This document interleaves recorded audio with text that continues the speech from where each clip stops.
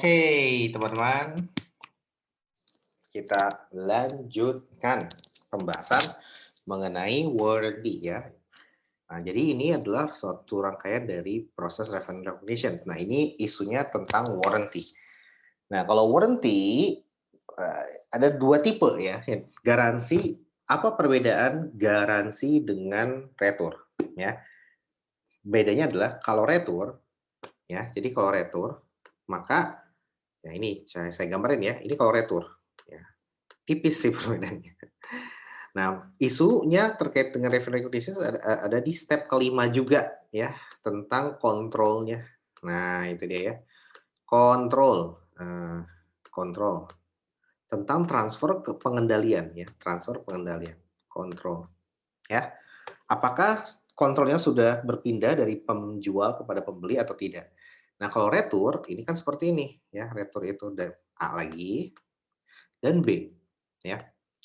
Nah, A kirim ke B, kemudian 100 unit, kemudian B nanti mengembalikan, punya hak untuk mengembalikan jangka waktunya kita kasih, misalkan N-nya adalah 45 hari gitu ya, atau mungkin 1 bulan gitu ya, 1 bulan atau 4 hari atau 4 hari kependekan. Misalkan returnya adalah 4 bulan gitu ya. Selama periode 4 bulan kalau misalkan dia mau retur silahkan. Nah, dalam periode 4 bulan ternyata ada 3 barang yang diretur. Nah, berarti netnya adalah berapa netnya? Net barangnya adalah 97. Nah, sehingga yang sudah ditransfer kontrol atas produk tersebut kepada si B hanyalah 97 barang saja. Nah, inilah yang diakui sebagai sales gitu ya. Nah, oke perhatikan ya. Ini retur. Kalau dia garansi gitu ya, garansi, maka bentuknya seperti ini kalau garansi. A ya ke B ya. Nih buletin dulu. Oke. Dia jual barang 100 ya ke B ya, dia jual barang 100. Ternyata barangnya ada yang cacat ya.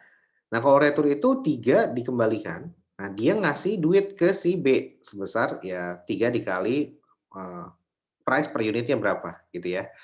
Nah, kalau garansi berbeda, ketika kita sudah jual barang ke si B 100, kalau ternyata ada 3 barang yang rusak ya, maka 3 barang yang rusak itu tetap berada di si B, ya, tidak dikembalikan ke si A, ya. Ini nanti 3 barang yang rusak ini nanti si A akan memperbaiki, ya, expense keluar. Untuk apa? Untuk memperbaiki barang tersebut, 3 barang tersebut. Sehingga apa? Nah, inilah garansinya ya. Garansinya atas kerusakan maka dia akan memperbaiki kerusakan tersebut ya. Nah, seperti itu. Jadi si A ini akan bertanggung jawab atas kerusakan yang terjadi. Sehingga apa? Sehingga 100 ini tetap ditransfer ke si B. Sehingga total yang ditransfer berapa? 100 yang diakui. Gitu ya. Tetap 100. Karena kenapa? Ketika rusak, barang tidak dikembalikan ke si A, tetapi akan diperbaiki oleh si A, ya. Seperti itu. Jadi barangnya tetap di lo, si B gitu ya, si pembeli, nanti gue datang ke tempat lo, gue akan perbaiki, kerusakannya. Nah, seperti itu ya. Nah, itulah yang dinamakan dengan garansi, ya. Nah, sehingga kalau gitu kontrol yang berpindah dari penjual ke pembeli berapa banyak? Banyaknya adalah 100 barang udah ditransfer seluruhnya kepada si pembeli. Sehingga 100 inilah yang akan diakui sebagai sales. Atas 100 produk inilah, si penjual akan mengakui sales. Nah, ini berbeda ya. Kalau returnya barangnya dikembalikan, sisanya 97 itulah yang ditransfer, itulah yang diakui sebagai sales. Kalau garansi 100-100-nya dibalik apa, ditransfer kepada si pembeli dan 100-100-nya lah yang diakui sebagai sales. Nah, ketika ada kerusakan, maka si A akan mengeluarkan biaya perbaikan untuk memperbaiki barang yang rusak tersebut, ya. Seperti itu. Nah, itulah garansi sehingga berbeda ya. Isunya adalah tentang di control ya, transfer of control gitu ya, transfer pengendalian. Nah, oke, kita bahas ya. Nah, garansi adalah apa? Ada 2 tipe. Nah, ya, ini pindahin dulu ke bawah. Oke. Nah, garansi jaminan diberikan oleh penjual kepada pembeli bahwa produk yang dijual telah memenuhi spesifikasi yang disepakati dalam kontrak. Ya, seperti itu ya. Ada 2 jenis garansi, ada assurance type. Nah, kalau assurance type itu garansi yang nilainya sudah termasuk dalam harga jual, ya. Jadi udah embedded gitu, udah jadi satu, maka ini satu performance obligation, ya.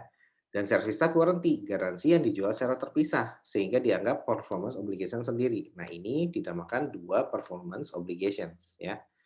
Oke, nah Untuk asuransi type warranty tidak ada pencatatan dan kewajiban pekerjaan secara terpisah ya, karena dianggap bagian dari produk ya. Jadi satu performance ya.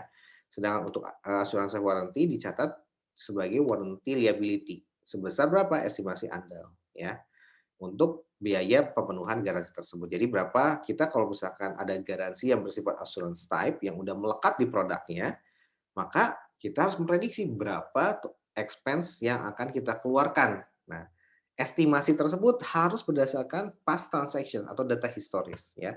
Jadi bisa diandalkan, ada reasoning-nya, ada data-datanya, nggak cuma asal nembak gitu ya. Nah, kemudian yang kedua kalau service life warranty, nah ini jadi garansi tambahan kalau service life warranty itu. Jadi ini sudah dibahas di AKM 1 ya. Jadi kalau misalkan masa berlaku assurance type warranty habis, misalkan 0 ya, 1, 2 ya, ini masa assurance type warranty ya, ini masa assurance type ya. Sampai tahun ya, ini tahun, 2 tahun misalkan ya, assurance type, ASU. Oke ya. Nah kemudian kalau udah habis maka dia boleh, memperpanjang garansi tersebut selama misalkan 3 tahun ya, sampai tahun kelima. Nah, dengan apa? Dengan membeli garansi tambahan, ya. Garansi tambahan inilah yang dinamakan service time. Nah, sehingga apa? Service time ini tidak melekat pada produk, jadi dia garansi tambahan, sehingga beda dengan produk. Ini akan kita akui sebagai performance obligation yang terpisah. Sehingga apa? Ada dua performance obligation. Satu apa? Kalau dia service type berarti satu ya si produknya itu sendiri, revenue atas penjualan produk, dan yang kedua dia akan dicatat sebagai apa namanya revenue atas penjualan service type warranty ya seperti itu. Nah, inilah yang dimaksud performance obligation yang diakui secara terpisah ya. Terpisah dari produknya. Itulah yang saya anggap sebagai dua performance obligations ya. Sehingga kalau ada penjualan service warranty nanti kita akan catat sebagai warranty revenue gitu ya. Nah, seperti itu. Kalau asuransi warranty tidak ada pengakuan warranty revenue ya. Langsung sales revenue karena melekat pada sales-nya. Nah, seperti itu. Oke, kita langsung aja contohnya ya. Seperti apa? Jadi kalau service type kita tidak mencatat ada revenue tambahan karena itu melekat pada sales revenue. Tapi kalau service type nanti ada pencatatan service warranty revenue gitu ya, seperti itu. Oke, contohnya PT Bromo menjual 1.000 unit laptop pada 1 Oktober secara tunai. Total harganya adalah 6 juta. Jaminan garansi bahwa produk tersebut bebas dari cacat. Harga pokok 1.000 unit adalah 4 juta ya. Jangka waktu jaminan garansi adalah 2 tahun. Nah, jadi menjual 1.000 unit laptop dengan garansi 2 tahun. Nah, ketika ada kerusakan, balikin aja ke si penjual PT Bromo, nanti akan diperbaiki ya. Nah, total biaya garansinya adalah $80.000. Nah, selain itu, ya ini kan 2 tahun nih ya. Nah, tadi ya, 2 tahun tuh time frame-nya. Jadi 0, 1, 2 gitu ya. Gambar lagi deh. Ini masa berlaku asuransi type, ASU ya. Nah, kemudian garansi tambahan 3 tahun ya. 3, 4, 5 gitu ya. Nah, inilah yang dimaksud dengan service type ya, service type warranty. Nah, eee, garansi tambahan untuk 400 unit laptop yang dijual kan 1.000, ternyata yang dieksekusi untuk service warranty hanya 400-nya, ya dengan harga sebesar 18.000 ya. Pada tanggal 22 November PT Bromo mengeluarkan biaya tenaga kerja sebesar 3.000. Oke, kita bahas dulu timeline-nya ya. Jadi dijual di 2019, ini 2019 titik nolnya gitu ya. Kemudian, sampai dengan 2 tahun, berarti 19, 20, 21 gitu ya. Nah, sampai dengan 2021 masih berlaku asuransi warranty. Nah, ternyata yang dieksekusi untuk service hanya 400 unit ya. Sehingga apa? Sehingga ya sudah tinggal, yang diteruskan sampai dengan garansi sebesar berapa ini teh, 18.000 ya selama 3 tahun. Berarti ini 22, 23 sampai 2024 ya. Ini service life warranty ya, hanya 400 unit aja. Nah, seperti itu. Jadi service life warranty mulai berlaku di tahun 2022 sampai 2024 ya. Kalau sampai 2021 hanya service hanya asuransi type-nya saja. Nah, kalau gitu yang harus kita akui pada tanggal 1 Oktober adalah apa? Adalah penjualan sebesar 6 juta. Kemudian COGS sebesar 4 juta. Plus ya, pada tanggal yang sama juga 1 Oktober dia menjual garansi tambahan untuk 400 unit laptop dengan harga 18.000 plus yang ini. Inilah yang akan kita catat sebagai unearned warranty revenue karena kita terima duluan duitnya, tapi kita belum eksekusi performance obligations-nya ya, sehingga kita catat sebagai unearned ya. Oke, kalau gitu kita langsung aja jurnalnya seperti apa. Pada tanggal 1 Oktober jurnalnya cash ya.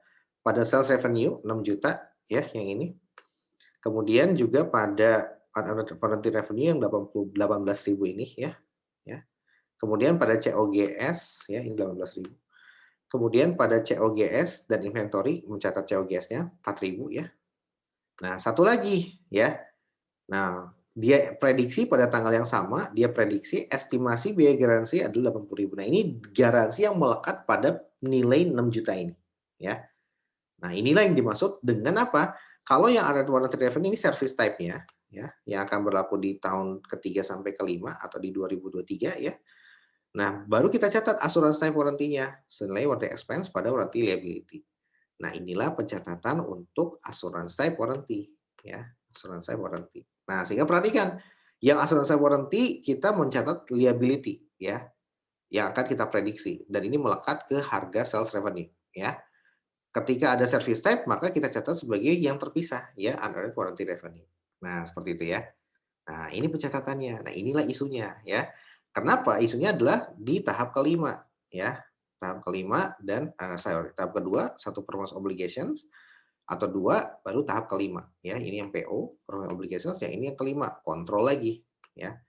Kenapa asuransi type warranty tidak dicatat sebagai revenue? Kenapa? Karena barang sudah dikontrol secara sepenuhnya dialihkan kepada si pembeli sebesar 6 juta ini. Nah, kayak gitu ya. Cuman ada biaya garansi ya, garansi yang kita prediksi ya, yang harus kita catat untuk menjamin bahwa barang itu kalau rusak, nah kita harus bertanggung jawab. Nah, itulah kita catat warranty expense ini ya. Adapun kalau service of warranty terpisah dari produk, dia jual secara terpisah ya. Itu obligations yang kedua ya, yang certified warranty. Nah, itu kita catat sebagai warranty revenue ya. Tapi karena kita belum melakukan performance obligations ya, kita masih catat sebagai unearned atau utang dulu ya. Oke, nah selanjutnya adalah kita akan mencatat pada tanggal 22 November 2019 ya. Di sini ya, 22 November mengeluarkan biaya tenaga kerja ya. Nah, ada klaim garansinya gitu dari pelanggan. Nah, kita oprek gitu ya. Dapatlah 3.000 untuk tenaga kerja dan 25.000 untuk suku cadang. Totalnya berarti warranty liability-nya adalah 28.000 ya. Salaries ya, kemudian pada inventory untuk spare parts. Nah, ini untuk pencatatan eksekusi biaya garansi untuk asuransi type warranty ya. Nah, kemudian misalkan ya service type warranty baru efektif berlaku per 1 Oktober 2021. Ya, karena 2 tahun dulu ya, 19, 20, 21. Setelah 1 Oktober 2021, maka berlakulah service type warranty ya. Nah, pendapatan dari service type warranty diakui dengan metode garis lurus. Nah, kita jurnal per 31 Desembernya adalah seperti ini. Ya, jadi unearned warranty revenue kita akuin tuh pada warranty revenue ya. Nah, ini sama dengan 3/36. Nah, dari mulai Oktober, November, Desember 3 bulan. Nah, untuk 36 bulan ke depan ya, untuk 3 tahun ke depan ya. Ya tinggal kita akui aja berapa revenue yang kita amortisasi, yang kita akui per eee, Desember 2021. Ya 3/36 dikali dengan berapa? Dikali dengan unearned-nya 18.000 ya. Seperti hasilnya adalah 1.500. Nah, kemudian misalkan di tanggal 1 Februari 10 Februari 2022 ada klaim atas garansi terkait dengan service type warranty. Nah, kita akhirnya memperbaiki juga tuh di si barang tersebut ya. Kita keluar biaya 2.000 biaya tenaga kerjanya. Ya udah langsung kita catat ya. Yang langsung kita catat langsung expense pada service atau waste payable ya. Atau expense pada cash misalkan. Seperti itu. Nah, jadi kita tidak lagi mencatat warranty liability lagi ya, tidak membalik ini. Kenapa? Karena, langsung ya, langsung ke expense yang bersangkutan ya. Jadi kita bisa catat juga sebagai warranty expense ya, bukan salaries, tapi kita catat sebagai warranty expense. Bisa juga seperti ini, ya warranty expense pada si waste payable ya, warranty expense pada waste payable. Nah, bisa seperti ini ya. Nah, untuk menunjukkan bahwa ini berkaitan dengan service type warranty ya. Nah, seperti itu ya. Nah, seperti itu. Ya udah nanti tinggal dicatat aja, warranty expense pada salaries atau cash ya. Nah, seperti itu. Ya udah, itu adalah, ketika terjadi eksekusi atas, garansi dari service type warranty. Oke, itu aja yang bisa saya bahas. Gampang bukan? Tetap semangat untuk belajar ya. Semangat semangat semangat. Thank you very much. Kita lanjutkan video selanjutnya. Ciao, dadah. Assalamualaikum warahmatullahi wabarakatuh.